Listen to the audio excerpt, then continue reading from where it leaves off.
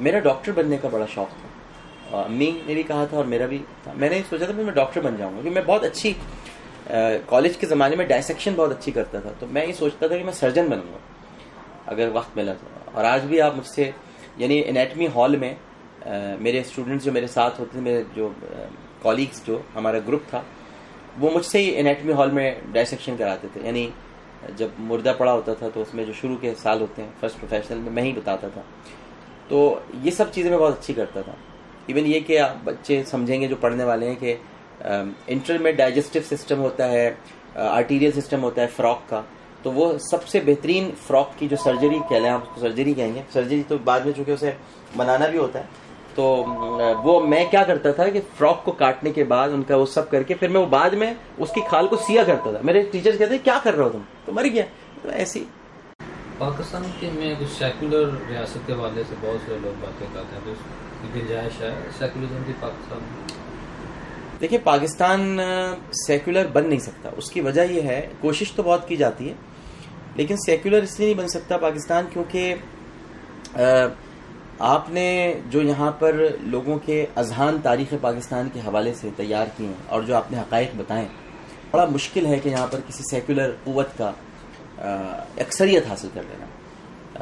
اقلیت میں تو رہیں گے یہ فورسز لیکن اکثریت کبھی نہیں حاصل کر سکتے. ایک تو وجہ یہ ہے. دوسری وجہ یہ ہے کہ کچھ چیزوں میں بلیف کرنا پڑتا ہے, ہمیں بلیور بننا پڑتا ہے.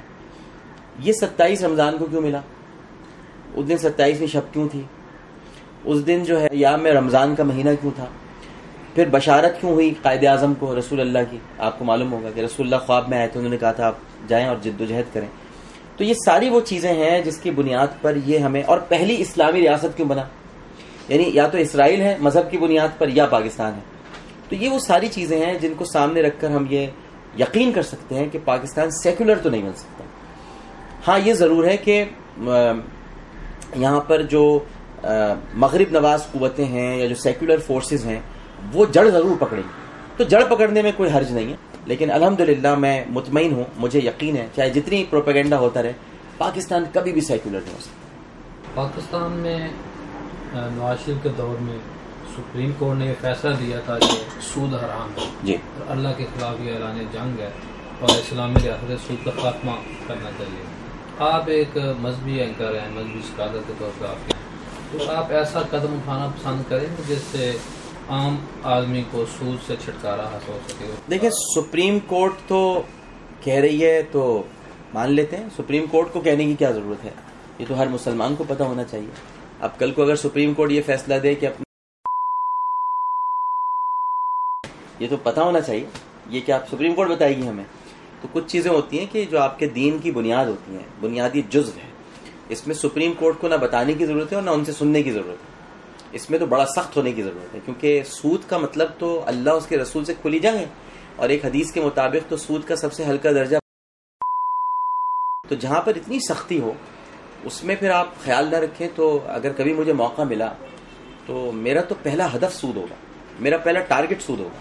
اور سود کا مطلب یہ نہیں ہے کہ آپ, کیونکہ رسول اللہ صلی اللہ علیہ وسلم نے جو پہلا جملہ کہا ہے شریعت کے اصول بتانے سے پہلے خطبہ حجۃ الوداع میں, علماء بہتر جانتے ہیں کہ شریعت کے حدود بعد میں بتائیں انہوں نے, جیسے کہ عورتوں کے معاملے میں اللہ سے ڈرو اور دیگر ساری باتیں سب بعد میں کہی ہیں. پہلے آپ نے فرمایا ہے کہ میں نے تمام جو سود تھے ان کو باطل قرار دیتا ہوں, اور سب سے پہلے اپنے چچا عباس کے سود کو باطل. یعنی یہ خطبے کے آغاز میں باتیں ہیں کہ رسول اللہ صلی اللہ علیہ وسلم نے سود کے معاملے کو, اس کی حرمت کو کتنی اہمیت دی ہے.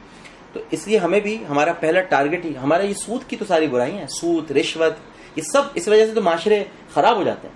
تو کوئی حکومت اس پر توجہ نہیں دیتی, غور نہیں کرتی. سب کو سب سے پہلے سود پر ہی توجہ دینی چاہیے اور نظام بنانا چاہیے. اب تو ماشاءاللہ بینکنگ کے اندر بھی اتنے اچھے ماڈلز موجود ہیں کہ سود سے تو بہت آسانی سے آپ جان چھڑا سکتے ہیں. اور آپ یہ سوچئے یہ سود ایجاد کس نے کیا, سود ایجاد یہودیوں نے کیا.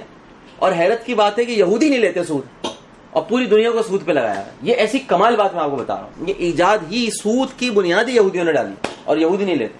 ان کی کمیونٹی ان کی خود مدد کرتی ہے, اس میں سود نہیں ہوتا, اور ہم سب سود میں لگے ہیں. اس وقت کوئی آپ قومی کانفرنس کرنا چاہتے ہیں؟ جی ضرور, مجھے بالکل اس موضوع پہ تو صرف قومی کانفرنس ہی نہیں بلکہ ہمیں متعدد پروگرامز کرنے چاہیے، مسلسل پروگرامز کرنے چاہیے، تاکہ ہم لوگوں کو اویئر کر سکیں ان کی، کیونکہ لوگ سمجھتے ہی نہیں سود ہے کیا، ان کو پتہ ہی نہیں ہے، تو اس پہ یقیناً کرنی بھی چاہیے اور ہم کریں گے ضرور۔ اپنے بچپن کے دوستوں کے بارے میں کچھ بتائیے۔ بچپن میں میرے گلی میں دوست ہوتے تھے اور اسکول میں بھی میرے دوست تھے۔ ایک دوست تھا میرا مشاہد ممتاز، ایک میرا دوست تھا عدنان رفیع، اور میری 2 دوستیں بھی تھیں، ایک عائشہ سلطان میری دوست تھی، اور ایک اور میری دوست تھی عالیہ یونس باوانی۔ پتہ نہیں اب یہ لوگ کہاں ہیں، بہت سال ہو گئے جب بچپن سے لے کے اب تک کے مجھے نہیں پتا۔ پھر ہمارے گلی محلے میں بہت سارے دوست ہوتے تھے، ان کے ساتھ ہم کھیلتے تھے، فہیم، آصف، محسن درانی، یہ سارے ہمارے دوست تھے جن کے ساتھ بڑا وقت گزرا ہے۔ لیکن یہ صرف میٹرک تک تھا، آپ کو میرا کالج لیول کا کوئی دوست نہیں ملے گا، یعنی میڈیکل کالج میں کوئی نہیں ملے گا۔ ایک تھا منظور، لیاقت میڈیکل کالج میں میرے ساتھ پڑھتا تھا، اس کا آج کل پتہ نہیں وہ کہاں پر ہے، ڈاکٹر بن گئے، کہیں کام کر رہا ہوگا، ہم تو صحافت میں آ گئے تھے۔ آپ کو خیر میں بتا دوں بائی دا وے کہ میں سب سے کم عمر ایڈیٹر تھا پاکستان کا، سب سے کم عمر۔ حامد میر صاحب کا دعویٰ ہے لیکن اس سے بھی کم عمر میں تھا، میں سب سے کم عمر ایڈیٹر تھا پرچم کا۔ تو ظاہر ہے کہ وہ اس وقت میں صحافت میں آ گیا تھا۔ تو یہ سارے بچپن کے دوست تھے، لیکن اب کہاں ہیں ان میں سے مجھے کسی کا نہیں پتا، صرف ایک محسن مل جاتا ہے مجھے، باقی اور کوئی مجھے نہیں پتا۔ بچپن میں کون سا زیادہ کھیل کھیلتے تھے؟ بچپن میں لنگڑی پالا بہت شوق سے کھیلتا تھا، لنگڑی پالا، اور بڑا مزہ آتا تھا لنگڑی پالا کھیلنے میں، اور پٹو باری، یہ میرے بڑے پسندیدہ کھیل تھے۔ کرکٹ تو سبھی کھیلتے تھے لیکن یہ میں پٹو باری اور لنگڑی پالا، اصل میں لنگڑی پالا میں پکڑنے میں ایک پیر پہ مزہ آتا تھا، اور پٹو باری میں بال کھینچ کے مارنے میں بڑا مزہ آتا تھا، یہ ہم بڑے کھیلتے تھے۔ اور اس میں پھر دیکھیں نا، اس کھیل میں ایک سبق بھی ہے۔ پٹو باری کو میں ہمیشہ میرا بس چلے تو میں سب سے کہوں پوری قوم کو کہ پٹو باری کھیلا کرے، تاکہ اسے صبر بھی آئے اور کوئی برداشت بھی آئے اور کچھ بنانے کا حوصلہ بھی ہو، کیونکہ اس میں پہلے ڈسٹرکشن ہے اور پھر کنسٹرکشن ہے۔ پہلے آپ ایک بال مار کے آپ سارے وہ یعنی پتھر گراتے ہیں، اور پھر بچتے ہیں حالات سے، واقعات سے، اس بال سے، اور بچ کے وہ آپ دوبارہ بنا کر اس کو کھڑا کرتے ہیں۔ تو یہ ایک ایسی چیز ہے کہ جو آپ کو کنسٹرکشن اور ڈسٹرکشن دونوں کو سمجھاتی ہے کہ کیسے بنتی ہے کوئی چیز۔ مجھے بڑا شوق کھیلنے کا۔ بچپن محرومیوں میں گزارا یا خوشحالی؟ بچپن کافی محرومیوں میں گزرا ہے، خوشحالی تو اس لحاظ سے امی ابو تو جیل میں ہوتے تھے زیادہ تر، اور نانی کے ہم پلتے تھے، خالہ کا اپنی انتظار کرتا تھا، میری اسٹیٹ بینک میں خالہ کام کرتی تھیں، انہوں نے بیچاری نے اپنا سارا یعنی کفالت کی اپنی فیملی کی، اور ان کا نام تھا نجمہ صابری، بہت اچھی کالم نگار تھی، بڑی بہترین مقررہ تھیں اپنے کالج میں۔ ہمارے نانا کے سب بچے بڑے زبردست تھے، تو وہ آتی تھیں تو میں ان کے انتظار میں بیٹھا ہوتا تھا، 5 بجے ان کی بس بینک سے آ کے چھوڑ کے جاتی تھی، تو وہ روزانہ میرے لیے قائد اعظم کی اٹھنی لاتی تھی۔ مجھے قائد اعظم جو بنے ہوئے ہوتے تھے اٹھنی پہ، وہ مجھے بڑے اچھے لگتے تھے، میں نے بڑی اٹھنیاں ان کی جمع کی تھیں، تو روز مجھے وہ ایک اٹھنی لا کے دیتی تھی بینک سے۔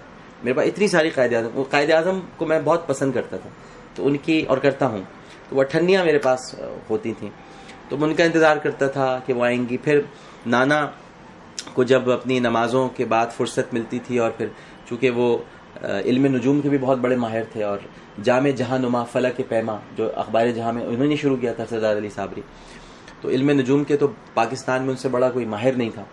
تو پھر جب وہ فارغ ہو جاتے تھے، ان کے پاس بڑے لوگ آتے تھے، تو پھر وہ مجھے ہاتھ پکڑ کے لے جاتے تھے کوئی ٹافی دلانے کے لیے، کچھ اس زمانے میں ایک بڑی اچھی چاکلیٹ آتی تھی، پتہ نہیں وہ ہے نہیں، جوبلی آتی تھی، جوبلی مجھے بڑے شوق سے وہ دلاتے تھے، اور وہ ایک کھوپرے کی ٹافی ہوتی تھی، میں ان سے، تو اس طرح سے چیزیں مل جاتی تھیں۔ یا ہماری نانی کبھی ہمیں میٹھا پراٹھا بنا کے کھلا دیتی، ہماری امی ابو اصل میں نہیں ہوتے تھے، تو ہم اسی طرح ادھر ادھر پلے بڑے، ہمارے پاس کپڑے نہیں ہوتے تھے اچھے، تو ہمارے ماموں کبھی لے کے آ گیا۔ میں اسکول ایک دفعہ مجھے یاد ہے میں جانا تھا، اور سردی کے زمانے تھے، اور میرے پاس سویٹر نہیں تھا، تو میں بڑے ایک دن ٹھٹرتا ہوا گیا، تو آیا پھر ماموں نے میرے، رشاد صابری ان کا نام ہے، رشاد صابری، تو انہوں نے پھر یہ دیکھا، تو پھر وہ ایک بیچارے ڈھونڈ ڈھانڈ کے میرے لیے ایک جیکٹ لے کے آئے تھے کہ تم یہ صبح پہن کے جانا۔ تو یہ سب چیزیں تھیں، محرومیوں میں تو وقت گزرا ہے۔ بچپن میں بڑا ہو کر کیا بننے کا سوچا تھا؟